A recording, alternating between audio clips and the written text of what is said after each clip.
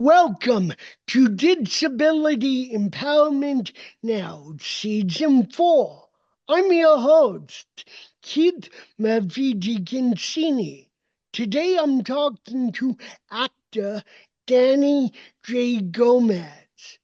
Danny, welcome to the show. Hey, Keith, thank you so much for having me. It's a pleasure to be here. So I recently saw you on a off-Broadway production of All of Me, written by Laura Winters. Winters. Thank you. I almost said Waters, and I was like, oh no, that's not her name. She's gonna kill me. Yeah, she probably would. No, she's the Yeah. sweetest. Yeah, she would. She's a great person, though. I hope to interview her one of these days because All of Me was so drop dead hilarious. I went to see it with a friend of mine, and throughout the entire performance, I was trying my best not to laugh so loud. It All of Me is a disabled rom-com that is very forthright and very serious about telling it like it is how disabled people fall in love, live their lives, and you had some pretty big names in the cast besides yourself, of course. How? Let's go back to how you first became aware of the project. Yes, thank you for all of that. It's been a long time coming, actually. I just a quick history of me. Like I was injured in 2016 and I didn't find acting again. I didn't realize or even think about acting when I was injured. It was just about, figuring life out. And then acting randomly found me again and I decided to give it one last shot and really focus on it. And uh, all of me came in as just an audition through my agency, and it was just a self tape to do a reading in New York at the Drama League. So I did a tape. The script was completely different. The character was different. Uh, but I sent in my tape and I didn't, when you do auditions, you just kind of send it away and you never know if you're going to hear back. So thankfully they called me back and they flew me to New York and we did a reading. I mean, literally it was like a small room with maybe 30 people max. And we didn't have, I don't remember if we had the audio devices back then, but it was just really informal, just kind of hearing the script out. And it was a great experience. And that's where it all started. It was just that was in 2019, I believe. So uh, Laura, I think, had been working on it since 2016, 2017, give or take. So she's been working on it for a while. And I kind of came later in the process of the readings. Madison Ferris was attached, I think, from the get-go.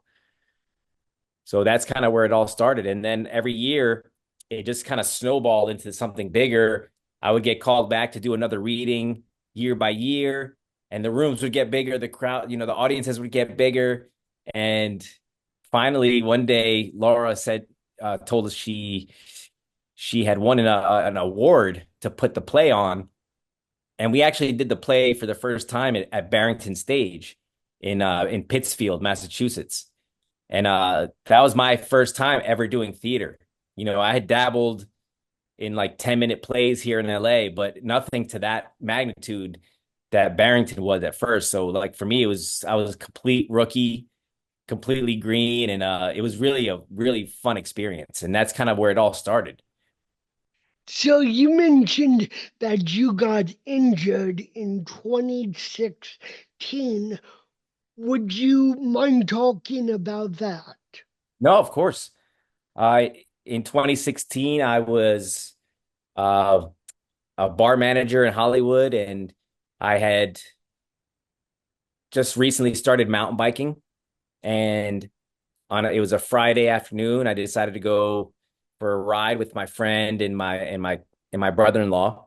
In I think it was called Sullivan Canyon, and I've done the ride before. No issues. Um, but this day, I just decided to jump off of something on the way down that I probably shouldn't have jumped off of, and it was literally one of those split-second decisions where your life can go this way, your life can go that way. And for me, it was a hard fall and an instant paralyzation. And I had to be airlifted off the mountain. And it was a big ordeal. If I was by myself, I would have died up there because I had broken so many things, ribs. The ribs punctured my lungs, so I was breathing blood, and two vertebrae popped out of my back, so I was instantly Hold paralyzed. on, hold on. Did you just say I was breathing blood? Yeah, Okay. How is the Okay, continue.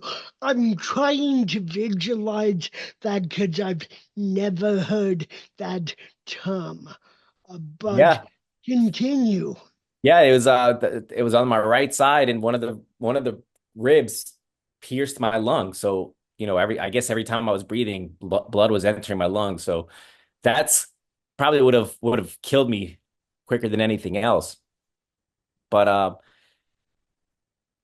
I knew instantly that something was wrong when I hit the ground, and I came to after maybe a minute or two, and I remember everything very vividly. So I remember being airlifted to the hospital, and Uh, I remember, I'm pretty sure this happened because I've said this story many times and I remember it happening. But when they took me up into the helicopter, they put me in a gurney and they lifted me out, and they were working on me in the helicopter. And I was looking around, looking at these guys, and they're all working serious. And I go, "Hey guys," and they look at me, and I say, "This is my first time in a helicopter." And some of them laughed, and others were like, "Oh my God, dude, you're like about to die here. We're trying to save your life, and you're cracking jokes." But that's kind of how like my outlook on life is Yeah, I find comedy in some situations, and also, I was in shock and the adrenaline, yeah, and then, when I got to the hospital, all of that shock and adrenaline wore off, and I was in excruciating pain. I mean, like my body was twisted in ways that I couldn't even, I just, yeah. I felt like a pretzel, you know, I couldn't move. I was in excruciating pain, and they had to do I believe it was a CAT scan where they put you in the tube, like the long tube, not because I think MRI is just like a single piece, but Yep. it's like, so yeah, they put me in there. I don't know how long I was in there, but I was screaming, uh, just screaming from the pain, "Let me out, let me out." And every time they would let me out, I would ask the nurse if I could walk, am I going to walk again? Because I couldn't move. I kept trying to move my legs. And she's like, "No, we have to know what's going on with you first. Like, we have to know what's broken." And they were just like in and out of this tube, in and out of this tube. And finally, on the last time, I was like, I couldn't take it anymore. And I asked her, am I going to walk again? And she looked at me and she said, "I don't think so." And they wheeled me off to surgery, and that's the last thing I remember. And then I came to, and I opened my eyes a few days later, and I was in a room full of people that shouldn't have been in a room together. Like, my parents were together, all my best friends, like all these people that just came together. And I honestly thought I was dead. I thought I was like in heaven, and like all my loved ones were there, right? Yeah. And then that's kind of where my new journey started. Well, so I mean, wow, you're a great storyteller, and your memory recall is fantastic because you had me right there with you every step of the way. And so, what would you like readapting to life? And I mean, you're who you are now, but what was it like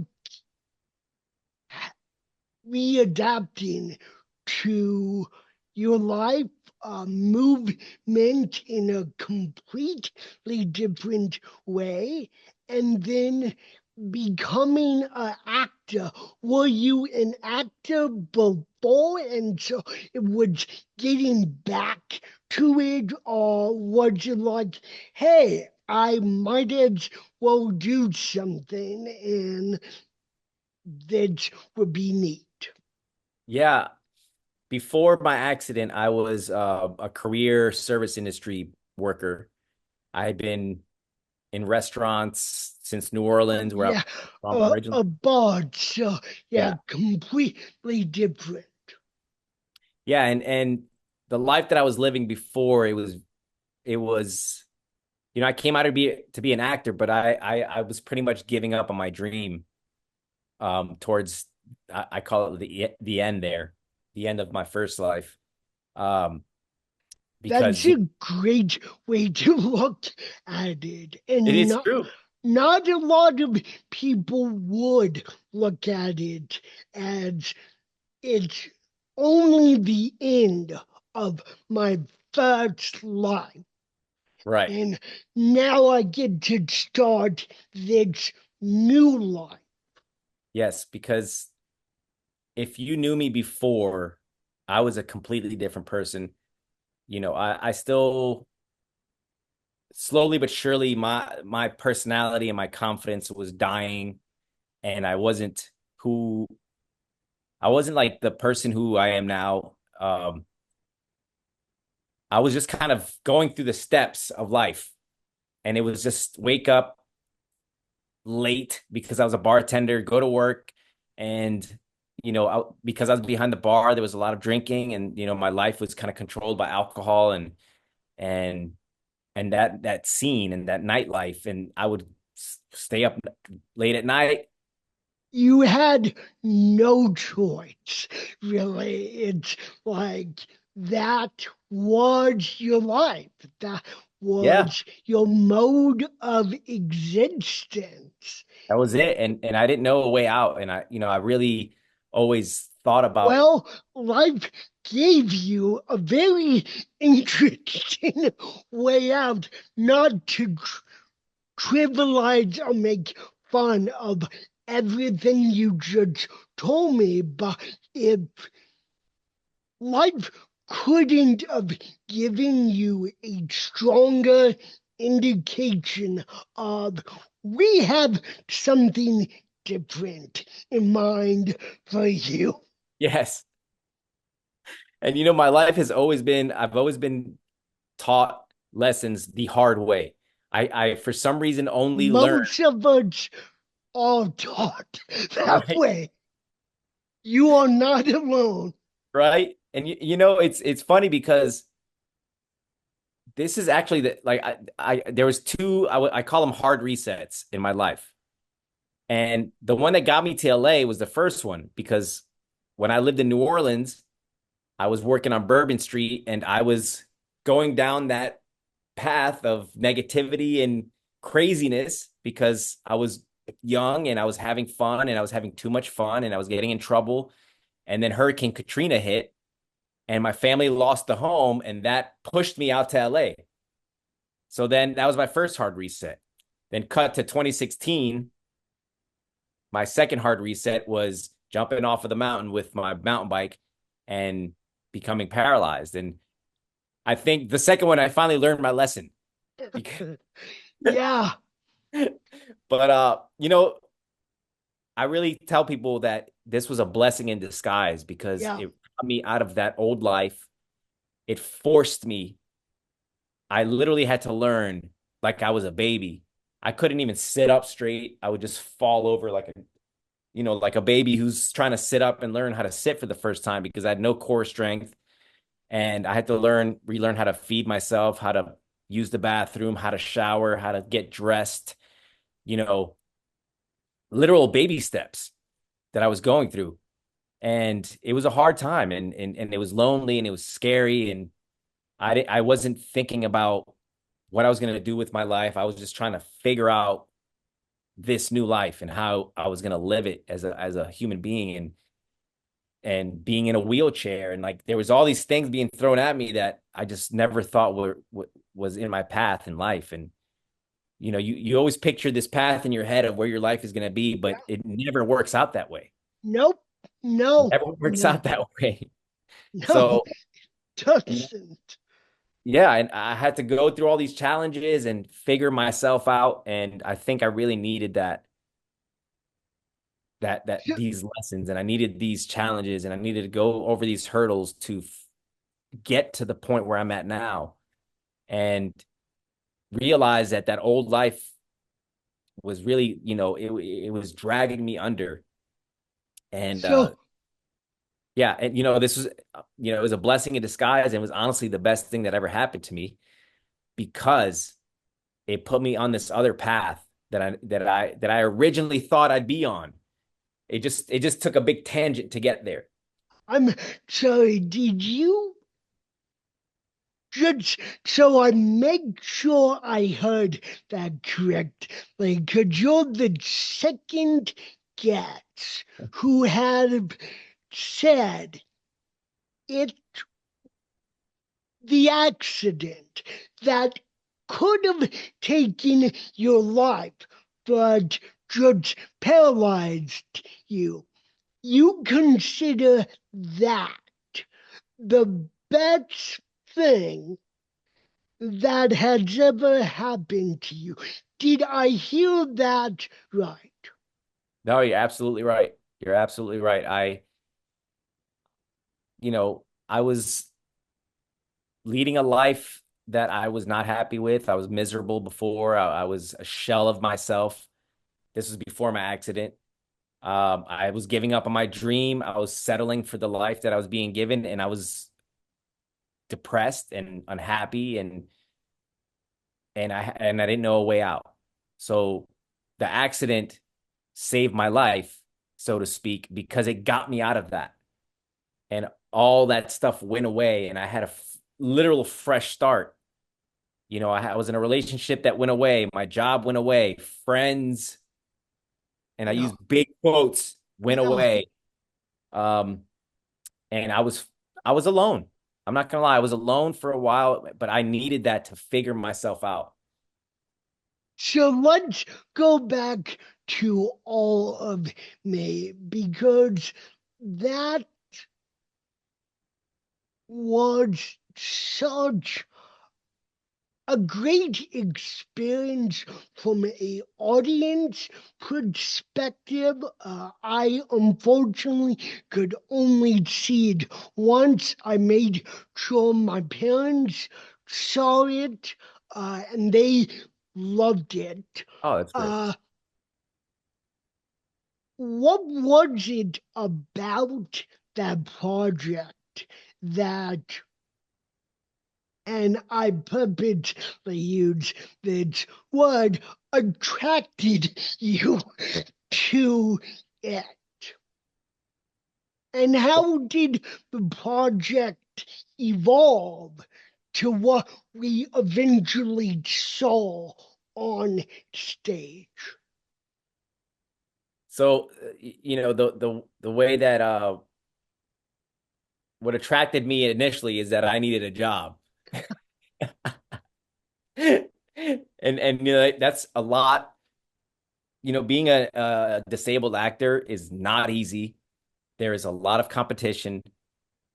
In general, we are all competing. I'm not just competing against people in wheelchairs. I'm competing against every other disability. Yeah, So, that is a whole nother conversation there. But, you know, the thing that really attracted me to the project you after. judge keyed up part 2 of this episode. I hope you know that. Okay, great. Continue. Yeah, we'll get into that for sure. But after the first reading and meeting Madison and the director Ashley Brooke Monroe and Laura Winters, they were the ones that really like first of all accepted me, made me feel welcome, and made me feel like part of the family. And after the first reading, I was like, I would love to do anything with them. And I already mentioned the path that it took from the reading to Barrington Stage. So after Barrington Stage, we had a successful run there in Pittsfield, Massachusetts, and it was really such a wonderful and rewarding experience. And I thought that was the end of it. And then that was in 2022. I want to say 2022. And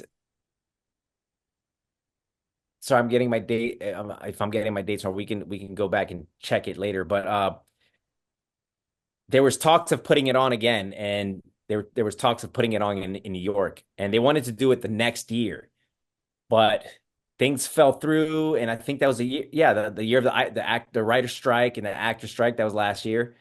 So yeah, I think I have my dates right. So they were trying to actively put it on in New York and bring it to a bigger stage or a bigger city, and it just wasn't working. And then at the end of last year, end of 2023, I get an email saying or asking if I want to do a Zoom reading for all of me. And I'm like, okay, for a Zoom reading for what? And the response was, well, we have an actor who is interested in doing the play, and her name is Kira Sedgwick. And You know what? I think I may have heard of her. I don't know. I think she's done a few things, maybe. She's been. I think her husband, it's a really big name. I can't put my tongue to it. We're joking here, just for the people who are watching this and are confused. Right. We are joking. We are definitely joking. So, so that's a big name. And again, I mean, what's your reaction to that? And my question upon meeting her would be, why are you interested in this particular work? Because that's amazing, but that's also confusing in a way because it's like, I mean, this is the leader of the closer. She's married to Kevin Bacon. I mean, what about this project really moved her to become attached to it? Well, we'll do a little time jump because when I first met her, we all had that same question, and I Okay, believe, I'm glad everyone did because it's important. I mean, yeah, it must be very flattering as a writer, as a director, as a actor, but also the question of why. right. Well, I'm going to go back to the Zoom reading. When I saw that name, I knew immediately who she was, and I knew how the gravity of the situation. And we had the Zoom reading, and you could just feel we're not all in the same room, but you could feel the tension in the air. You could feel the tension in the Zoom room because she's a legend, Yeah, and a lot of us are just starting out. We've done a few things here and there. Nobody really knows our name, and um, to be acting in Zoom across from Kira Sedgwick, you're like you're bringing your A game. You're suiting up. Yeah, So uh, we just wanted Madison and I for sure wanted to like really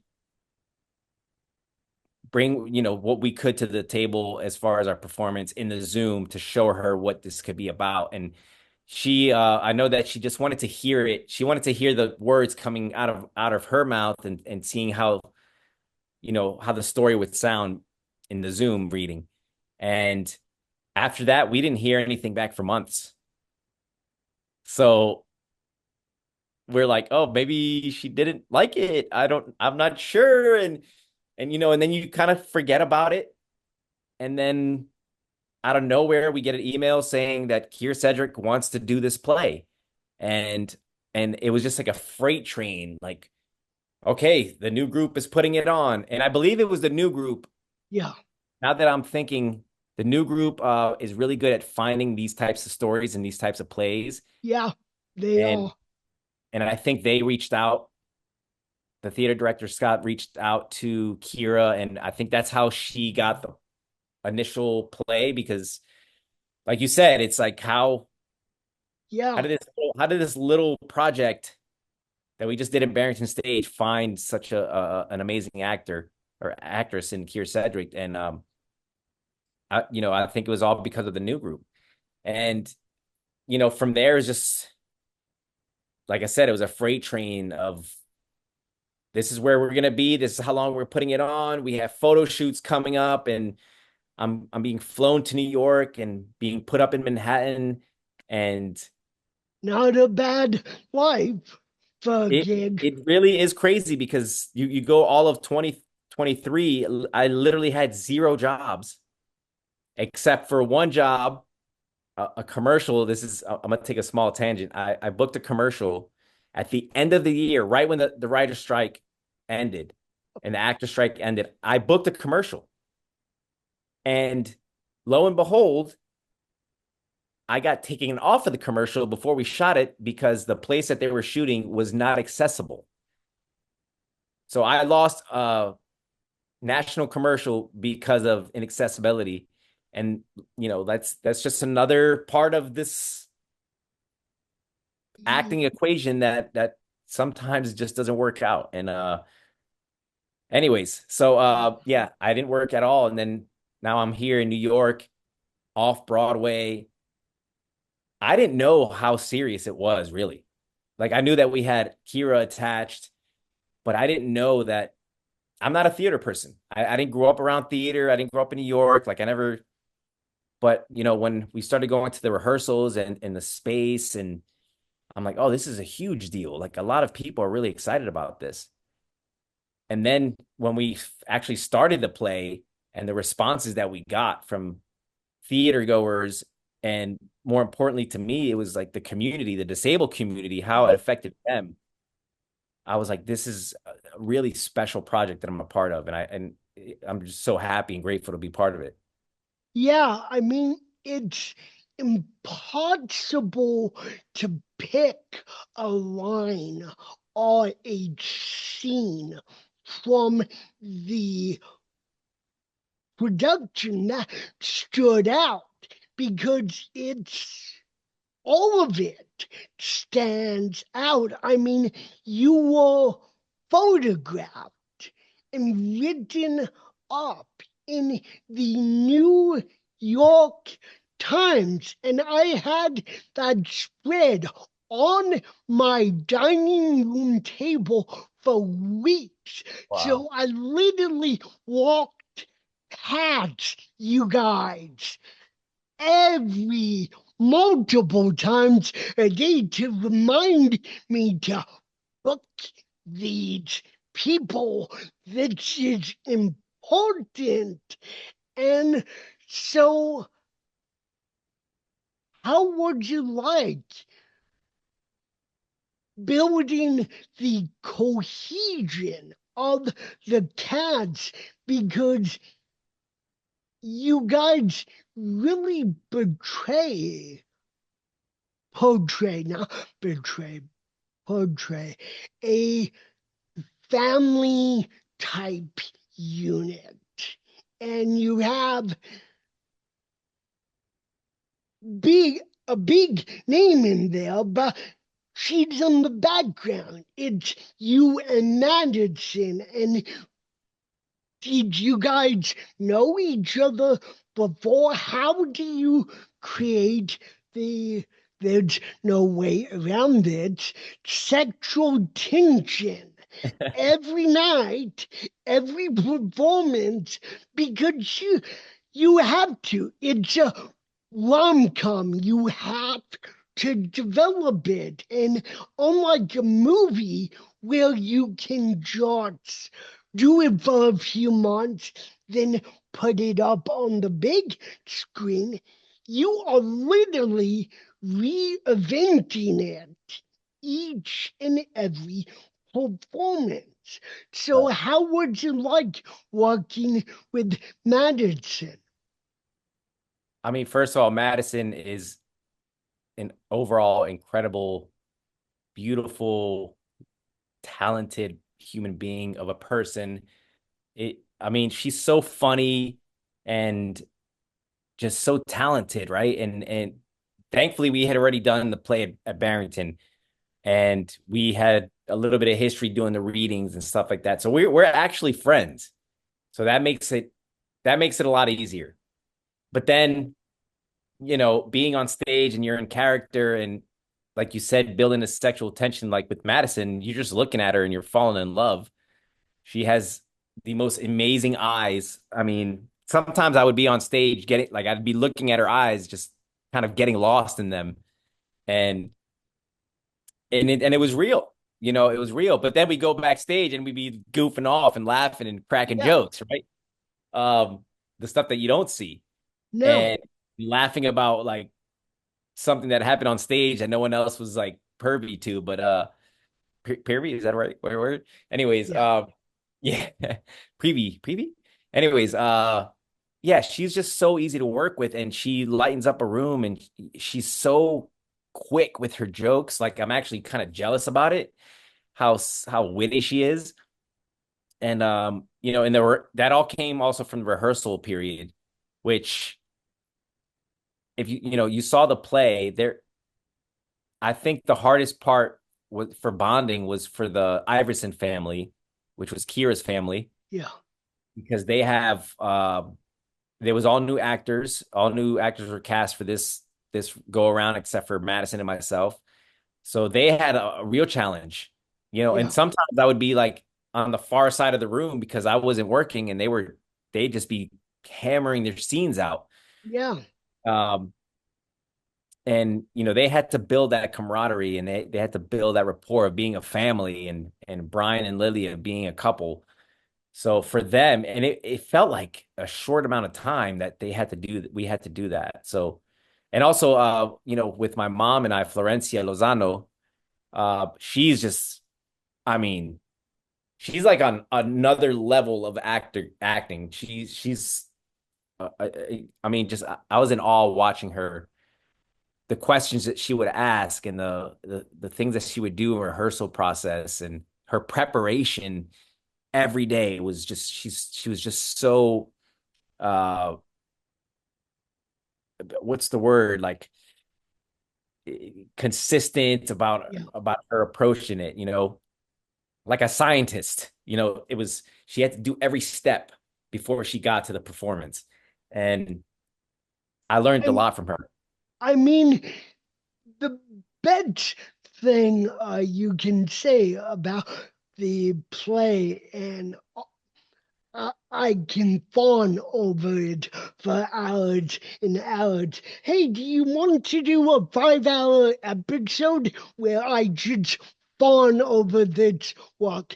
That's the leading joke in Yeah, this yeah, uh, season. Is that very quickly into the first scene, and particularly later on, seeing the families,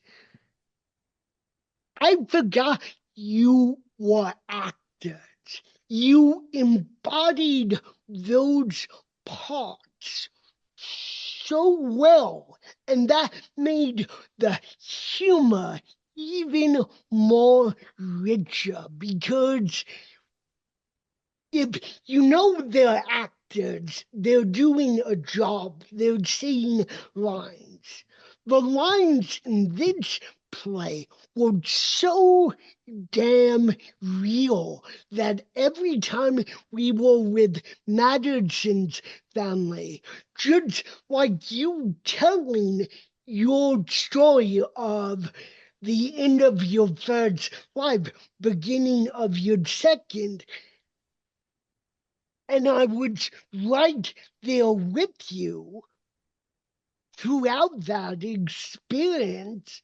I was right there in the living room with Madison and her family, like I was right in the living room with you and your mother. I mean, and the lines became, again, they became so much more richer because as much as you got lost in Madison's eyes every performance,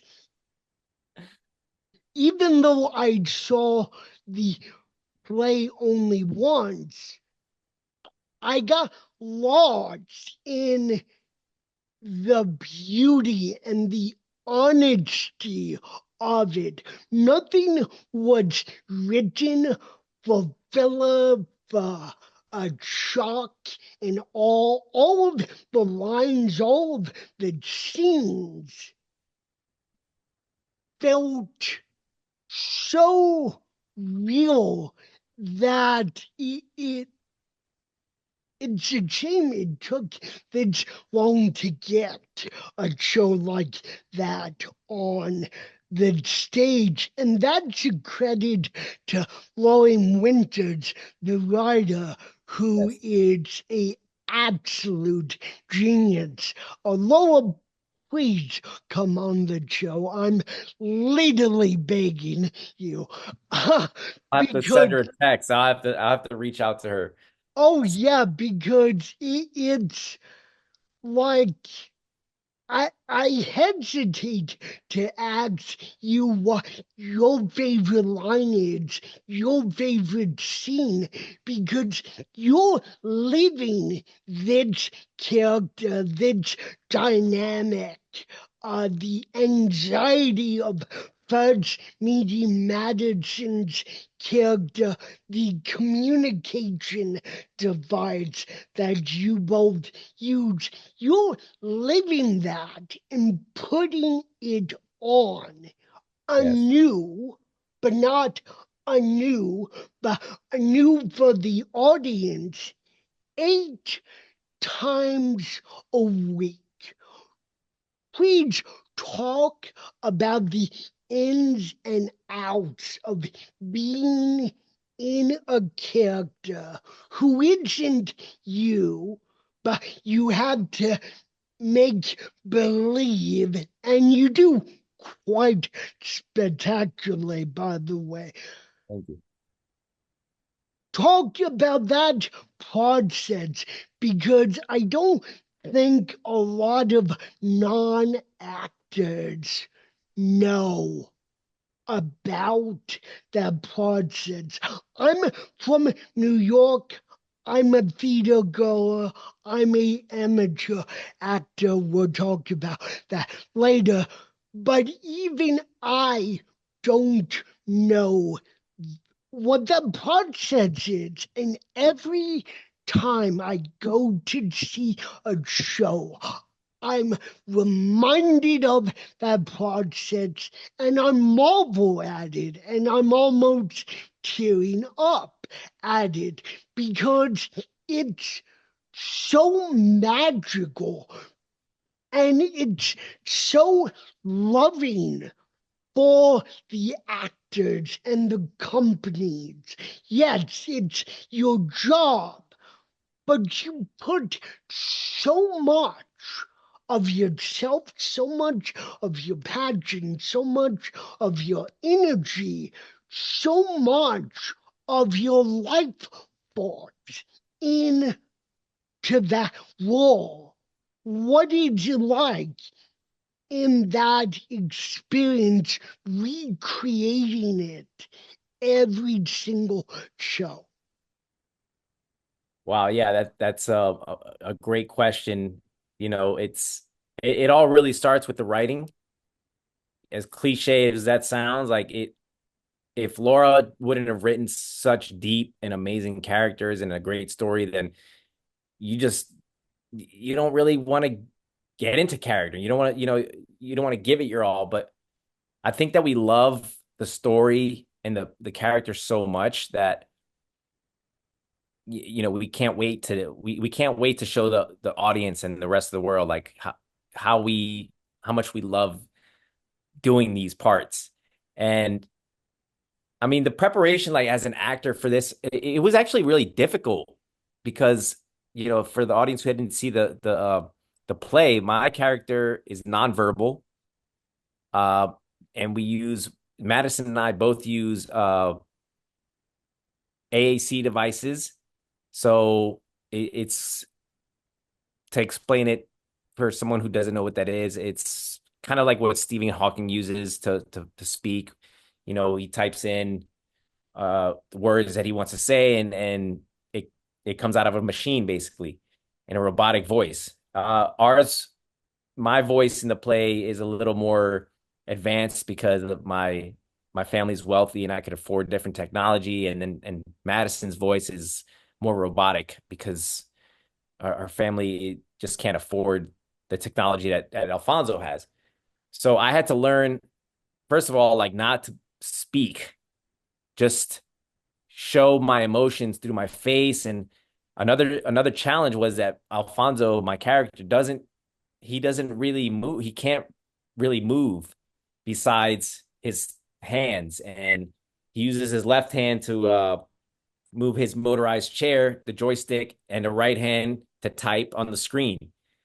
Besides that, I can't move anything, as far as my character. So to find the stillness and to find how to portray what I'm feeling through my face and facial expressions, that was the whole character. And another aspect of communication that we found out is when I got the motorized chair, which I used Will C2. It looks kind of futuristic, and it matches. With that name, it better be. Yeah, right. The Will C2. But Yeah. we found throughout the years and throughout rehearsals and the process that the chair also became, for both of us, a way of communicating. For instance, if that doesn't make sense, if I wanted to really drive a point home, let's say put an exclamation point on a sentence, then I would jerk my chair, like with the joystick and jerk it her way, like move it quickly to like drive this point home. And there were times where like on accident we would tap each other's wheels, and it was almost like a flirtatious tap. When you're Yeah. flirting, you tap them on the shoulder or something, and like we used our chairs to do that. Yeah. So, and we would do that, and not realizing that the audience would pick up on these things, and they would pick Yeah. up on little nuances, and they're like, "We love the way you guys move your chairs around each other, and the way you could say so much without speaking." And you dance t- in your chairs towards the end, or I think it's the last scene, and it's seamless. It's beautiful. It's euphoric. And as a audience member, and so I can totally get why audience members would pick up on that because it's not verbal communication using a different mode of transport.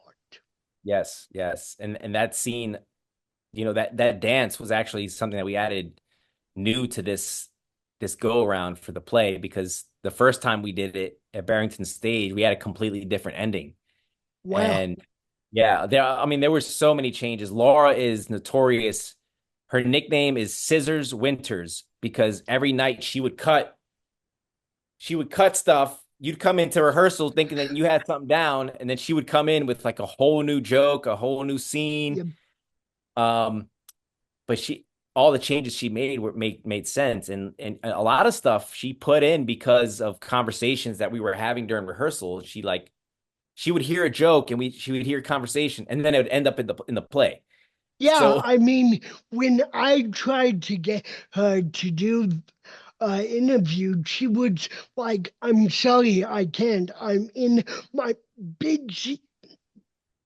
Sorry, in my busiest season. I'm writing three different plays. I'm writing a screenplay. I'm doing this. I'm yeah. doing that." So her nickname makes absolute sense that she's a workhorse. Oh, She's really doing what she's passionate passionate about and what she's called to do.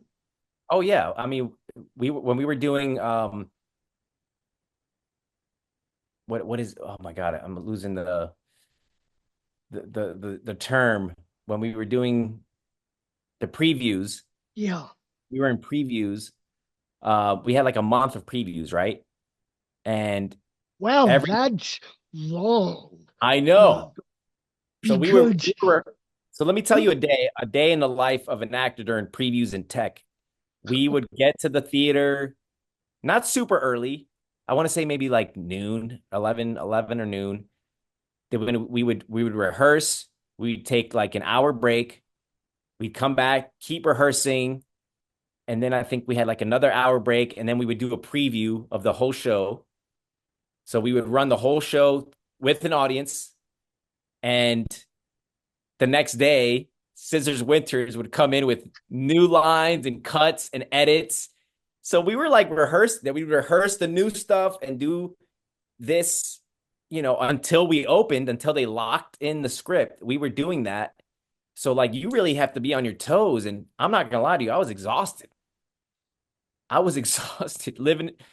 Excuse me, I'm like spitting all over the place, but I was. It was a very like I wasn't really prepared for the New York theater experience, working as an actor. And well, I mean, all the cuts and changes for the play eventually worked out and made it what it was. I mean, the only better mode for that play, which lets of a theater geek, is to see it as a movie because it's the type of production you want to see again and again and again because it's funny, it's heartbreaking, it's heartwarming, it's engaging, it's euphoric, it's confusing, it's maddening, it's frustrating, it's basically every emotional word you can list, but the nickname fits the writer, and she made all the right cuts. But to your point, I can see why that would be exhausting. Uh, for a month. I mean, most shows have previews for a week, 10 days, 2 weeks at most. A month, it's like, yes, and I could be overshooting the time, yeah, but but we still. did have. I remember when we heard the preview schedule. people were like, wow, that's a long time for previews. So whatever it was a long time because we were a small theater, we were a small production, and we needed to bring in paying customers. You know what I mean? Yeah. At the end of the day, theaters, lose a lot of money doing shows, and the new group was just so Yeah. gracious to have us on because they loved the project, and it was really rewarding. But yeah, it wasn't just like the edits and the cuts that Laura was making because they were all great. And I probably still to this day, she's like, I want to change this next time we do it. So, uh, yeah, and then speaking of the movie, there's rumors and there's hopes, and that's one word that I think that the play went at the end is that you're Yes, yes, hopeful about the future for these yeah. characters, for the play, for these actors, for the creative team, and Because it did remarkably well as a off-Broadway limited time show. It did remarkably well. Danny, I hope you will come back and talk more about your life, your outlook, what you do in your normal 9 to 5. You're such a joy to talk to, and I feel very honored and blessed to meet you and know you. We know mutual friends, Joseph Kibler and yeah. Kerry Cox, and but there are two questions that I like to end each episode with. The first one is if there are any advocates, aspiring actors, stagehands, and the like, wanting to make their chosen profession their life, what would be some pointers, some action steps you would give them? First of all, anything is possible. Anything is possible.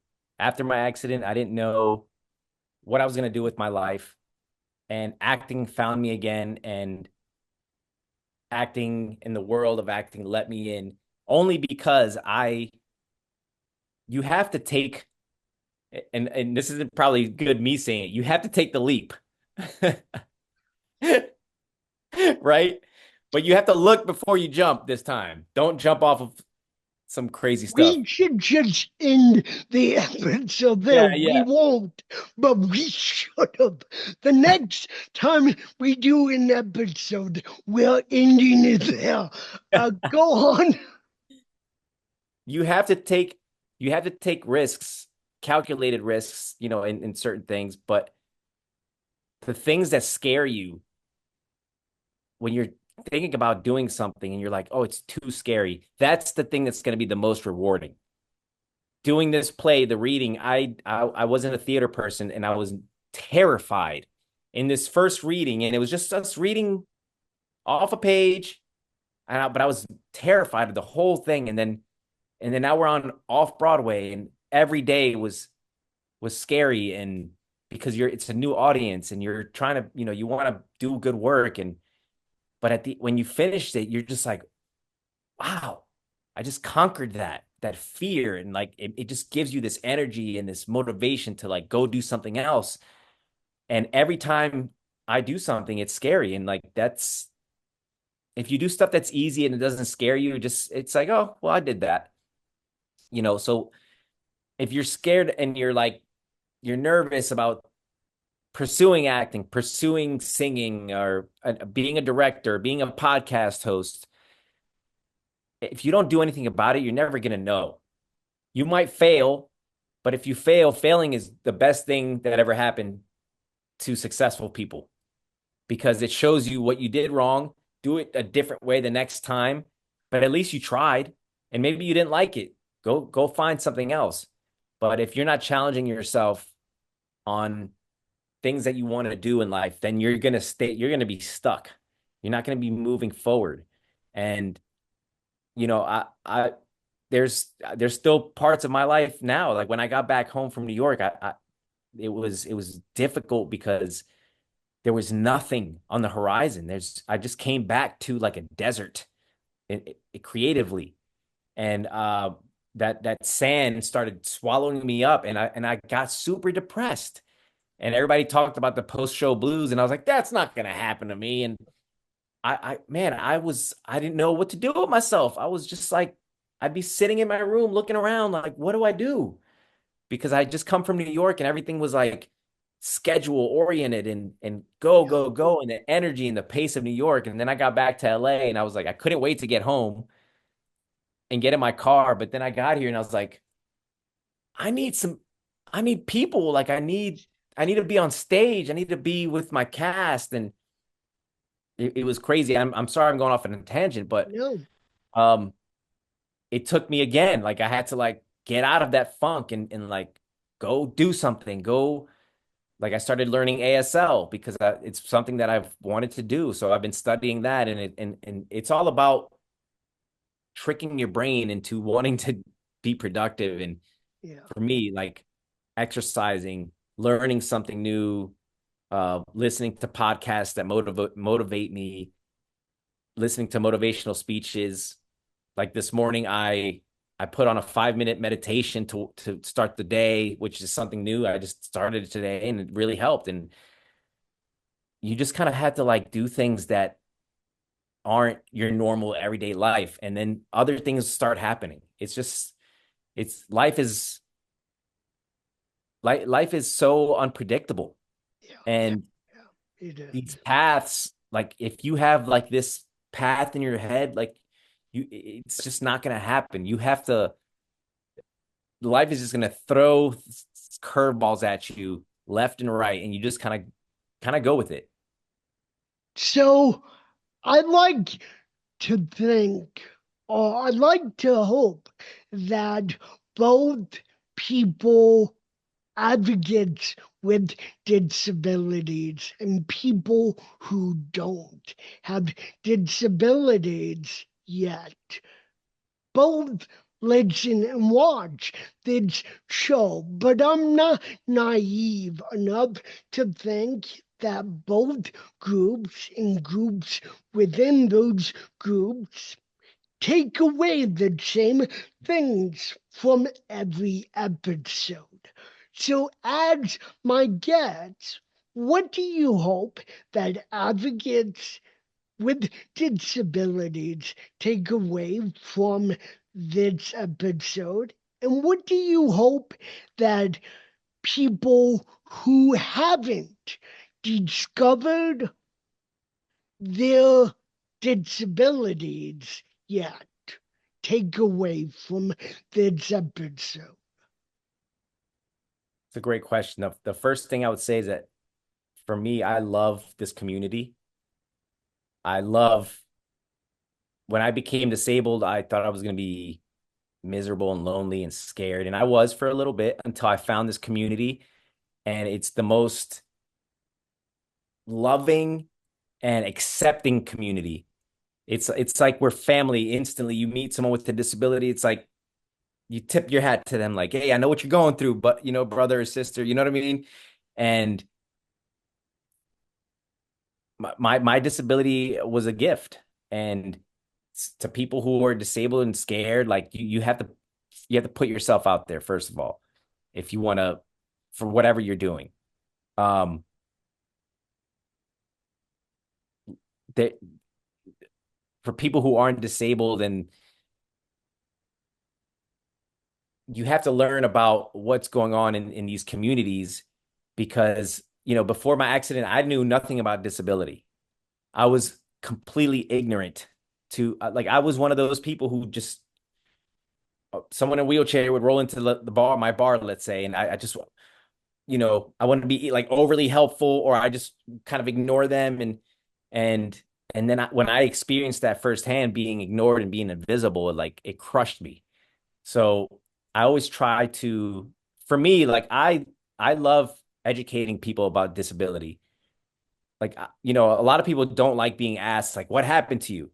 It does get annoying. Like, it's kind of intrusive if it's done the wrong way. But for me, if somebody asks me, I'm like, how'd you end up in a wheelchair?